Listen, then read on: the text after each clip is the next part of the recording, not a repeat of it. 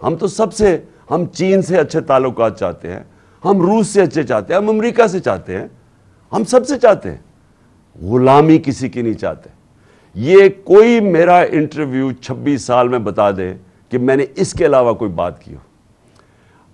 حیرت مجھے یہ ہے کہ یہاں ایک پروپیگنڈا سیل بیٹھا ہوا ہے اور وہ وہاں سے بیٹھ کے فیڈ کرتا ہے صحافیوں کو، جو ان کے پاکٹ صحافی ہیں، یعنی ان کے بغل بچے ہیں، ان کو باقاعدہ بتایا جاتا ہے، اور وہ جو بھی میں باہر انٹرویو دیتا ہوں اس میں سے چیزیں چنتے ہیں، پھر ان چیزوں کو اٹھاتے ہیں اور مطلب کچھ اور نکال دیتے ہیں۔ یہ بھی آج نوبت آنی تھی کہ 2 صحافی جن کو میں نے انٹرویو دیا ان کو بیان دینا پڑا کہ ہمارے بیانوں کو غلط پیش کیا جا رہا ہے، یعنی میرے انٹرویو کو غلط پیش کیا جا رہا ہے، انہوں نے کہا ہے۔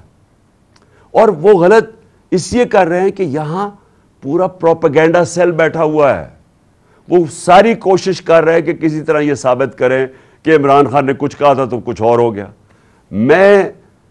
میں نے جو سائفر ہے نیشنل سیکیورٹی کاؤنسل میں رکھا ہوا ہے، پارلیمنٹ میں رکھا ہے، صدر نے چیف جسٹس آف پاکستان کو بھجوایا ہے، کیبنٹ کے اندر رکھا ہے۔ جو اسد مجید جو ایمبیسڈر تھے واشنگٹن میں، جس کی ڈونلڈ لو سے بات ہوئی، انہوں نے شہباز شریف کے دور میں نیشنل سیکیورٹی کاؤنسل میں بیٹھ کے کہا ہے، سائفر کا، کہ بالکل وہ جو میں کہہ رہا تھا وہ باتیں ڈونلڈ لو نے صحیح دھمکیاں دی اس کو کہ عمران خان کو ہٹاؤ۔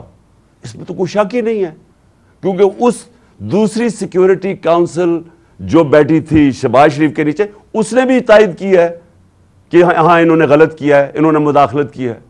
تو اس میں ایشو کیا رہ گیا؟ آگے بات اب جب کر رہے ہیں کہ ہم نے آگے چلنا ہے، تو آگے تو ہم چاہتے ہیں کہ ہمارے تعلقات اچھے ہوں۔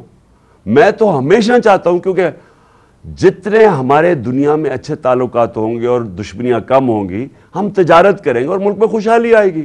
تو مقصد تو یہ ہے۔